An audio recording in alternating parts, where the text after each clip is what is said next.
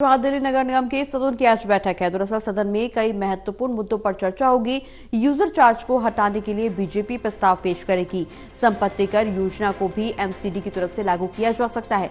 तो बड़ी खबर आपको बता दें, यूजर चार्ज को हटाने के लिए बीजेपी की तरफ से प्रस्ताव पेश किया जाएगा। संपत्ति कर योजना को भी लागू एमसीडी की तरफ से किया जा सकता है। दिल्ली नगर निगम की सदन की आज बैठक होनी है।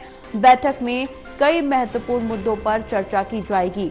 यूजर चार्ज को हटाने के लिए बीजेपी प्रस्ताव पेश करेगी। इसके अलावा संपत्ति कर योजना को भी एमसीडी लागू करेगी।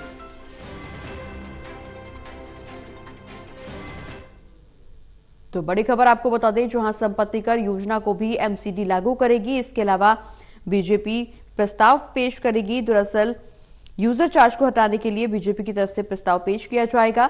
सदन में कई महत्वपूर्ण मुद्दों पर चर्चा भी होगी। दिल्ली नगर निगम की सदन की आज बैठक है और इस बैठक में कई महत्वपूर्ण मुद्दों पर चर्चा की जाएगी।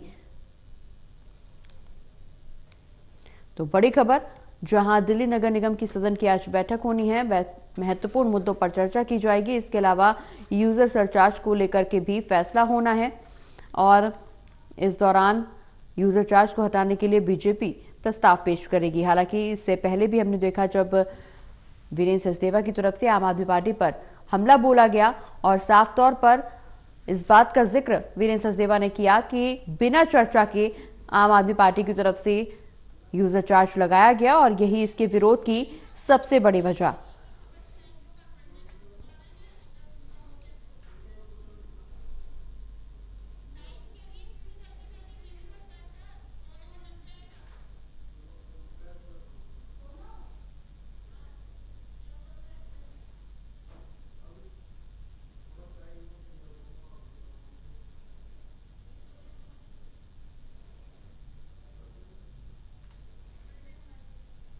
ज्यादा जानकारी के लिए सहयोगी प्रणय हमारे साथ फोन लाइन पर जुड़े हैं। प्रणय, यूजर चार्ज को लेकर के बीजेपी लगातार आम आदमी पार्टी पर हमलावर है। इससे पहले भी वीरेंद्र सचदेवा का हमने बयान सुना, उन्होंने साफ तौर पर कहा कि बिना चर्चा के इसे लागू किया गया और यही इसके विरोध की सबसे बड़ी वजह। और अब बीजेपी आखिरकार इसके खिलाफ प्रस्ताव पेश करेगी।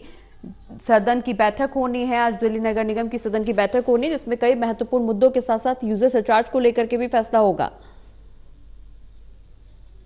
को लेकर लगातार जो हंगामा था वो देखने को मिल रहा था। आम आदमी पार्टी बीजेपी पर हमलावर थी और बीजेपी का ये कहना था कि ये यूजर चार्ज जो है वो तब लगाया गया है जब आम आदमी पार्टी सत्ता में थी। तो इस मुद्दे को लेकर कल पूरी तरह से जो तस्वीर थी वो साफ हो गई। इकबाल ने इस बात की घोषणा की कि एमसी यूजर चार्ज को वापस लेगी और साथ में एक जो सदस्य है, पार्टी का ही सदस्य, वो एक बिल निजी प्रस्ताव लेकर आएगा और उसके बाद इसे वापस लिया जाएगा।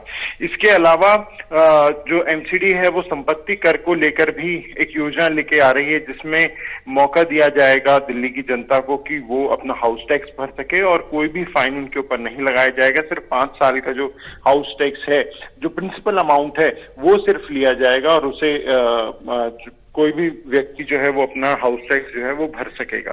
साथ में और भी कई मुद्दे हैं जो सदन में आज देखने को मिलेंगे। और एक और महत्वपूर्ण चीज जो आज देखने को मिलेगी वो ये कि जो आम आदमी पार्टी से बागी हुए हैं पार्षद, वो आज बतौर एक दल के तौर पर, उन्होंने क्योंकि इंद्रप्रस्थ विकास पार्टी का गठन किया है, तो एक दल के तौर पर वो आज सदन में मौजूद रहेंगे। और 16 पार्षद हैं। कल एक और जो पार्षद हैं आम आदमी पार्टी के, वो इस दल में शामिल हो गए। तो अब कुल मिला के 16 पार्षद हो गए हैं जो सदन में मौजूद रहने वाले हैं। चलिए, बहुत बहुत शुक्रिया प्रणय, ये तमाम जानकारी दर्शकों तक पहुंचाने के लिए।